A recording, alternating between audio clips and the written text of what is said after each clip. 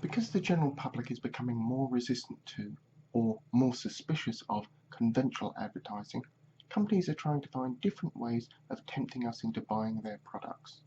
Now, one of these ways is something called product placement. Though it's been around for a very long time, the prevalence of this form of advertising may be far more widespread than you may first assume. The first product placement probably dates back to Roman times, but it doesn't really start to become a feature of life till the 19th century, and related to the rise in literature in the general population and the availability of printed material. However, it wasn't until the widespread popular consumption of mass media such as radio, TV, and cinema became an industry in its own right. So what actually is product placement? Well, this is where a product or a brand is promoted not by actively telling the public that this product is better than its rival, by placing it in a setting where it would be commonly used, implying that everyone who is anyone is using brand X. It's this subtlety that plays into the product placement success as an advertising form. There have been some notable product placement in films such as Superman 2, where in the fight sequences the protagonists were thrown into a number of well-known neon signs or vehicles. Now, the Bond franchise often uses some well-known upmarket brands in its films. These products gain additional exclusivity by associating themselves with the character of James Bond. The benefit to the brands involved is fairly easy to see, but what's actually in it for the films and TV programs? What do they get out of the deal? Well, quite simply, it's cash. It's going to be a direct payment, or, more unlikely, just that the products are provided free for the use on set.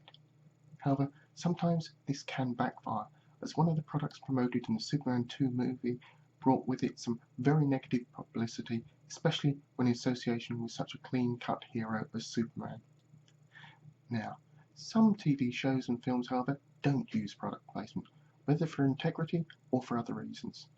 For example, NCIS, Abby, the forensic scientist who's known for drinking lots of a caffeine-based soft drink. Her favourite drink, of course, is Caf Pow. But don't try and go and purchase this in shops, as it's actually invented purely for the show to avoid the problems of promoting one of the many caffeine-based drinks on the market. So, this leaves us with how can we actually tell if a product is being placed in a particular film or TV show? Well, it is difficult to know for sure, but there are some key indicators. Firstly, note where the product is and what proportion of the screen it occupies. The product will either be very large in the background, or more likely to be very prominent in the foreground of a particular shot. Next is the logo or brand name. This will be actually square onto the screen and not obscured by hand or other object. It's normally a real giveaway, as the chances of this happening in a natural manner are really slim. Finally, the shot will linger for longer than normally necessary for the brand name or product to be recognised by the audience. When you put all of these three things happening together, the chances are that product placement is involved.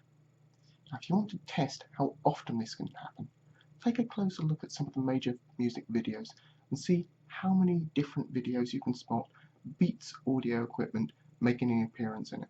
See if those appearances follow the 3 steps I mentioned earlier. Now, with ad blocking and ad skipping software becoming more common, it's likely this product placement industry will soon be worth over $100 billion per year worldwide. So it's worth knowing that this is going on.